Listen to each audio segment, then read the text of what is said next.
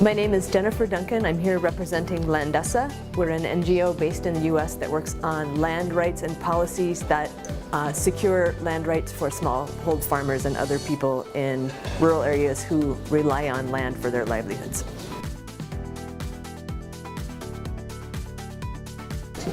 Well, we see GLTN as a very valuable platform for us because it connects us with stakeholders from all over our sector.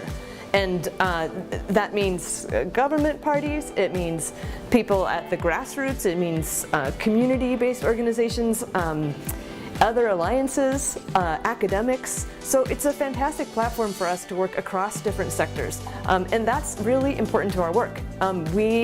We work with governments directly, we work with civil society, we work with communities, we work with academics. So GLTN is sort of an ideal forum for us. And we have been active with GLTN for some amount of time. I feel like it's a very mutually supportive relationship. And the other important thing is that it connects people from the global north and the global south in a meaningful way. Landesa works in both. And so for us, that's also just another good forum for us to make connections and make sure that we who are working in this field, primarily based in the global north, are very well rooted and connected to all our partners around the world as we develop our strategies and move forward. So, yeah.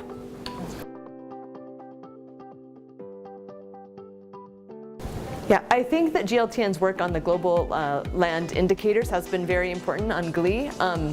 This is part of a broader global effort, but it's part of a very big success story, which is elevating the profile of land tenure, secure land rights as a fundamental aspect of development.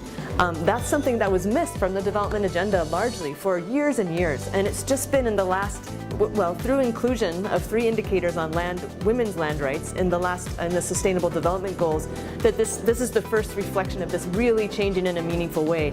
GLTN was very active in working with others in ensuring that that was the case. It was a big struggle and it was a really big victory. So I think that the Global Land Indicators is a piece of that and will serve together with efforts of other people around the globe to make sure that that the right information is being captured about land that will help us develop policy. That's a really important piece of the work.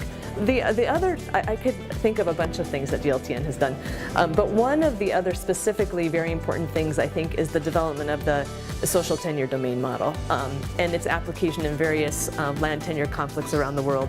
I was particularly interested in this convening to learn more about the application of STDM in conflict areas like Iraq and Sudan. So that I think that has a lot of promise and really helps.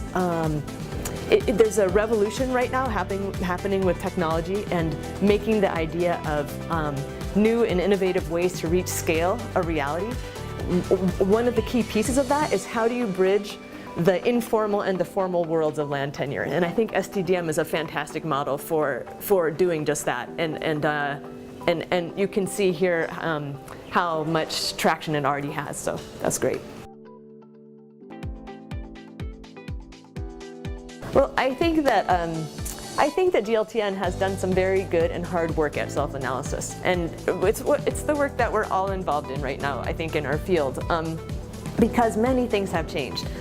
We have now a whole different world of global standards and indicators and even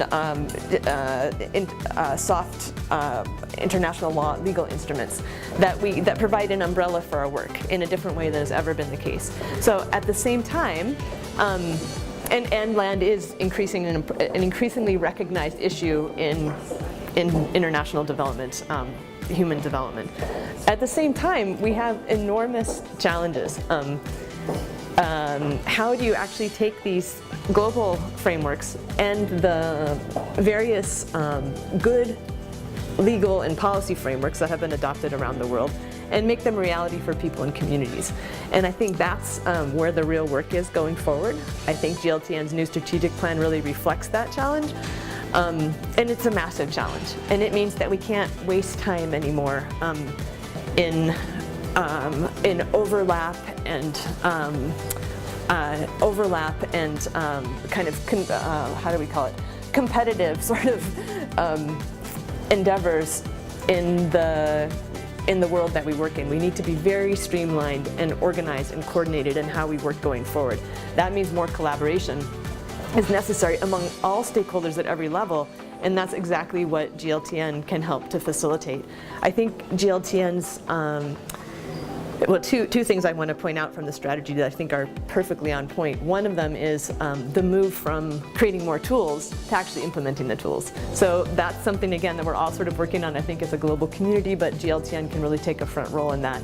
The second is the move from working always at a global level to working more primarily at a national level.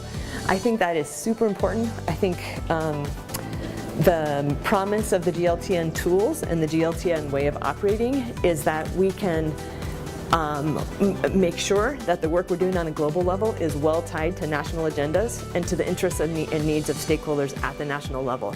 I think increasingly, I'll just say Landesa as an organization from the global north and others, originally from the global north, and others, including the donor community, need to take an increasing sort of back seat to trying to shift the agenda for land tenure, security, policy, and law to the national level.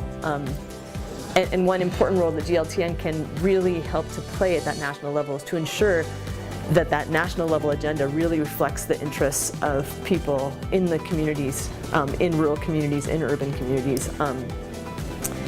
Yeah, so I hope that makes sense.